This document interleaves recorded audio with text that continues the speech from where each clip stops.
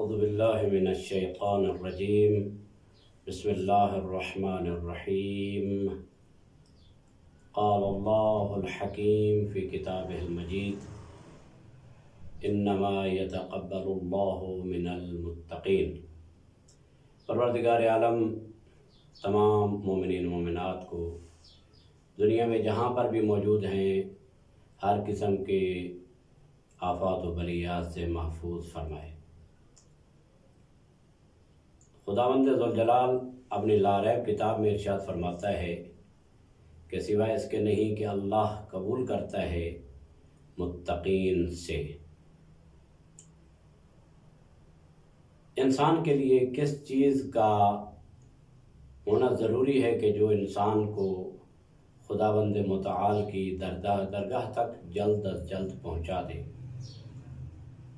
تو بعض لوگ یہ خیال کرتے ہیں کہ ہم زیادہ نماز پڑھیں گے، زیادہ روزے رکھیں گے، زیادہ لمبے سجدے کریں گے تو ہم خدا تک جلد پہنچ جائیں گے۔ لیکن یہ دیکھنا چاہیے کہ خداوند متعال متقین سے پسند کرتا ہے۔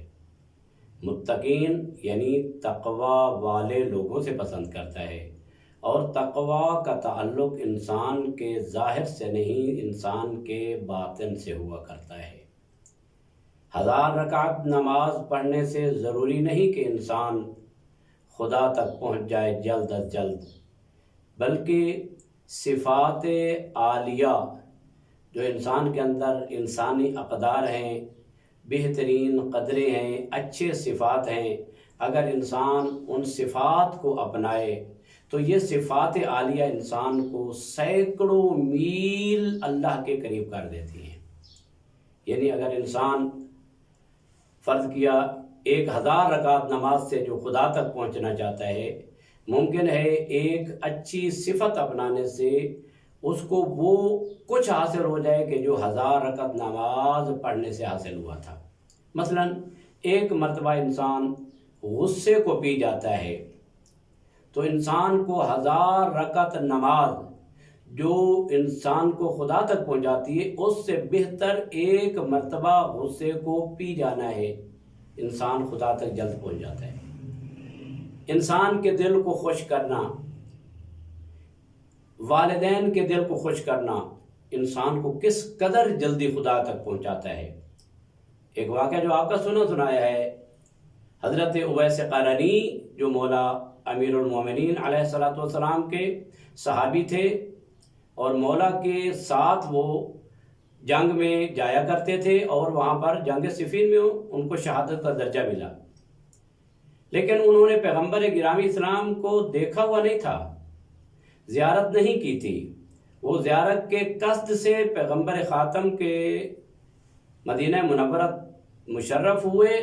والدہ نے کہا تھا کہ بیٹا اگر پیغمبر کی زیارت ہو جائے تو ٹھیک، نہیں تو وہاں پہ رہنا نہیں ہے، واپس جلدی آ جانا ہے، میں بوڑھی ہوں، لہذا میں آپ کو اجازت نہیں دیتی کہ آپ وہاں پر رہیں۔ زیارت کس کی ہے؟ پیغمبر خاتم کی ہے، سید الانبیاء۔ فقط ایک نبی کی زیارت نہیں بلکہ تمام انبیاء کی زیارت کا ثواب پیغمبر خاتم کی زیارت میں موجود ہے، لیکن والدہ نے اجازت نہیں دی۔ جہاں گئے دیکھا کہ وہاں پوچھا، پیغمبر اکرم کسی غزوے کے سلسلہ میں گئے ہوئے تھے، وہاں پر موجود نہیں تھے، تو وہاں سے یمن واپس آ گئے۔ تو جب پیغمبر خاتم مدینہ منورہ میں پہنچے تو حضور نے ایک بات کی، انی اشم رائحۃ الرحمن، میں رحمان کی خوشبو سونگھ رہا ہوں۔ یعنی کیا مطلب؟ اللہ کی رحمت کی خوشبو میں سونگھ رہا ہوں۔ تو اس کا مطلب کیا ہے کہ والدہ کو خوش کرنے والا گویا کہ اس کے اندر اللہ اپنی رحمت کی خوشبو داخل کر دیتا ہے، چاہے وہ اویس قرنی ہو یا آج کا کوئی اویس قرنی ہو۔ موضوعیت، خصوصیت اس زمانے کے اویس قرنی کو نہیں تھی، بلکہ ہر دور میں ایسا اویس قرنی آ سکتا ہے کہ جو والدین کا فرما بردار بن کر اللہ کی درگاہ میں جلد از جلد پہنچ سکتا ہے۔ لہذا اخلاق کریمہ، اخلاق انسانی اخلاق اہل بیت کو انسان اپنے اندر جگہ دے، اپنے اندرون کو درست کرے، اپنی اندرونی اصلاح کرے، تو اس کے بعد 1000 رکعت نماز خود بخود آ جائے گی، قرآن کی تلاوت کا شوق خود بخود آ جائے گا۔ اگر انسان قرآن کی تلاوت میں مشغول ہو جائے لیکن والدین کی اطاعت اور فرما برداری سے باہر رہے، ان کا نافرمان ہو، حقوق والدین ادا نہ کرے، حقوق ازواج ادا نہ کرے، حقوق بچوں کے حقوق ادا نہ کرے، رشتہ داروں کے حقوق ادا نہ کرے، ہمسائیگان کے حقوق ادا نہ کرے، اپنے اساتذہ کے حقوق ادا نہ کرے، اور وہاں 1000 رکعت نماز میں مشغول ہو جائے، تو وہ 1000 رکعت نماز اس کو ایک قدم بھی اللہ کے قریب نہیں کرے گی۔ کیوں؟ اس لیے کہ اللہ خود فرماتا ہے لِيَبْلُوَكُمْ أَيُّكُمْ أَحْسَنُ عَمَلًا، اکثر عملہ نہیں ہے۔ لہذا دین کیفیت کا نام ہے، کمیت کا نام نہیں ہے کہ کتنی نمازیں ہیں، کتنے قرآن ہیں، کتنے سجدے ہیں۔ اس کا مطلب یہ نہیں کہ نماز مستحبات نہ ادا کیے جائیں، نہیں، نماز طولانی نہ پڑھی جائے، نہیں، ایسا نہیں ہے، بلکہ یہ بھی ہونا چاہیے۔ خدا تک پہنچانے کا یہ بھی بہترین ذریعہ ہے، لیکن اس سے زیادہ بہترین ذریعہ جو انسان کو اللہ تک پہنچاتا ہے وہ ہے انسان اپنے باطن کو پاکیزہ کرے، اپنے اخلاق کی اصلاح کرے، ورنہ نہ نماز شب اس کے کام آئے گی، نہ سورہ قل ہو اللہ کی تلاوت کام آئے گی، نہ لمبے سجدے کام آئیں گے، اس لیے کہ لمبے سجدے کرنا فقط زبان اور ماتھے کی حد تک ہوگا، قل ہو اللہ پڑھنا زبان کی حد تک ہوگا، جب تک کہ اندر کی اصلاح نہ کر دیں اس وقت تک انسان اللہ کے قریب نہیں ہو سکتا۔ امید ہے انشاءاللہ اللہ ہم سب کو اخلاق کریمہ اہل بیت سے مزین فرمائے، آمین یا رب العالمین۔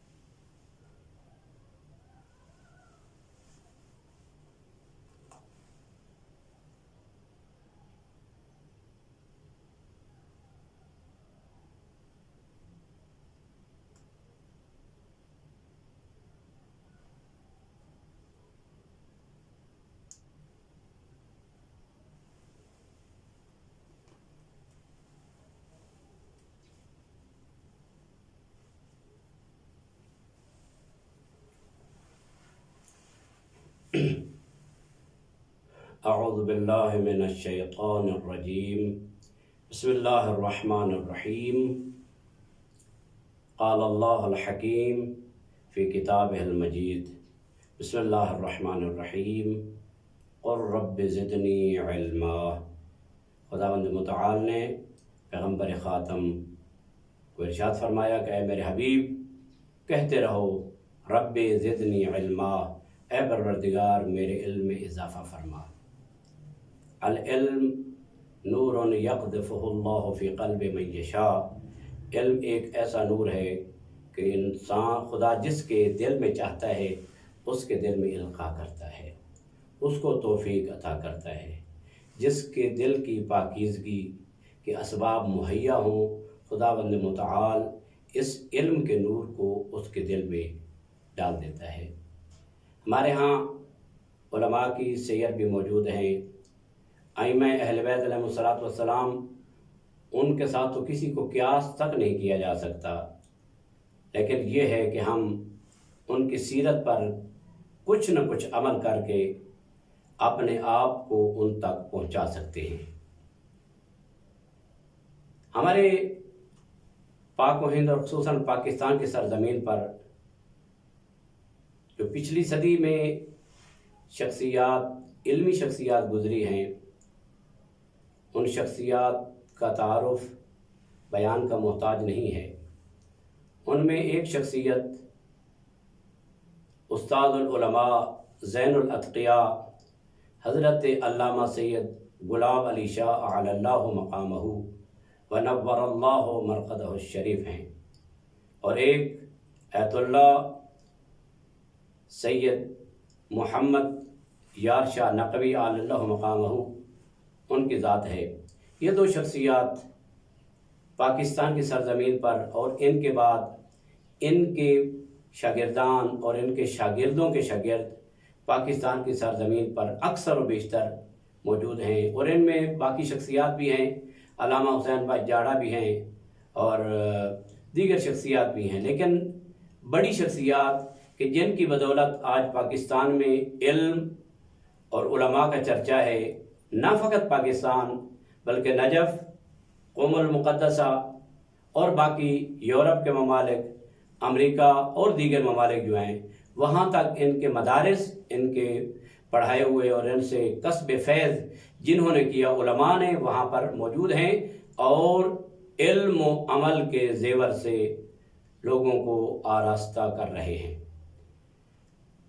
مجھ حقیر کو جو شرف حاصل ہوا قبلہ و کعبہ علامہ سید غلام علی شاہ علی اللہ مقامہ کے زندگی میں چند سال ان کے ساتھ رہے اور ان کی سیرت پاک سے کسب فیض کیا، وہ ان کی عملی سیرت تھی، اور جس طرح ائمہ اہل بیت علیہ السلام فرماتے ہیں کونوا دعاۃ للناس بغیر السنتکم، لوگوں کے لیے دعوت دو، لوگوں کو بلاؤ، لیکن نہ زبان سے بلکہ اپنے کردار سے۔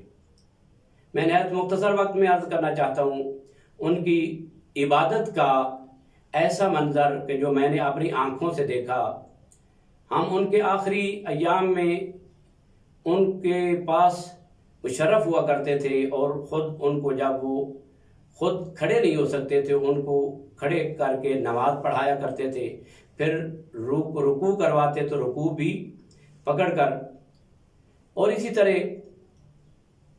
جو میں بیان کرنا چاہتا ہوں وہ یہ کہ وہ اس عالم میں کہ نہایت ضعیف ہیں، مشکل کا شکار ہیں، بیمار ہیں، لیکن اپنی حالیہ نماز کو بھی اسی طرح پڑھا کرتے تھے جس طرح وہ جوانی کے ایام میں طولانی نماز پڑھا کرتے تھے۔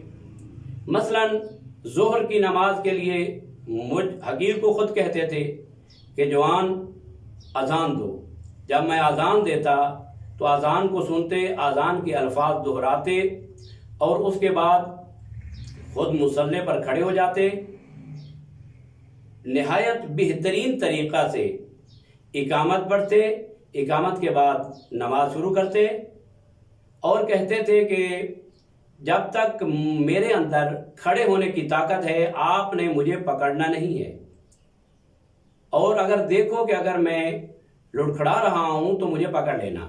اسی طرح رکوع میں جانے کے لیے اور اس طرح سجدے میں جانے کے لیے، یعنی جتنی طاقت میرے اندر ہے اتنا میں خود کھڑا ہو جاؤں گا، اور اگر طاقت نہ رہی تو پھر مجھے تم اپنے طاقت سے کھڑا کرنا۔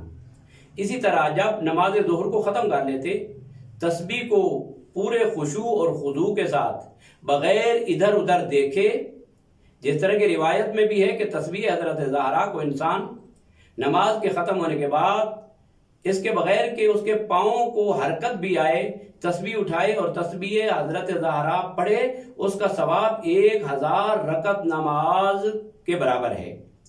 تو وہ تسبیح پڑھتے، تسبیح کے بعد وہ طولانی دعا مانگتے، اور طولانی دعا کے بعد طولانی سجدہ شکر کرتے، اور اتنے میں نماز عصر کا وقت ہو جاتا۔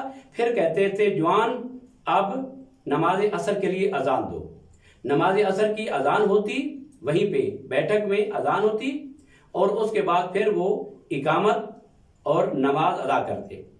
اس سے اوپر والا سٹیپ یہ ہے کہ ان کی کچھ نمازیں جو ہیں وہ سفر کی حالت میں لندن علاج کے لیے گئے تھے، تو وہ بے ہوشی کی حالت میں تو انہوں نے کہا کہ میں وہ نمازیں بھی ادا کرنا چاہتا ہوں. تو انہوں نے وہ نمازیں بھی اپنی زندگی میں ہمارے سامنے ادا کی.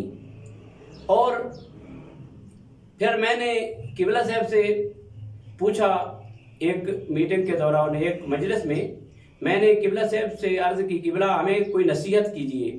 تو قبلہ نے فرمایا اے جوانوں، جو کام بھی کرو اللہ کے لیے مخلص ہو کر کرو.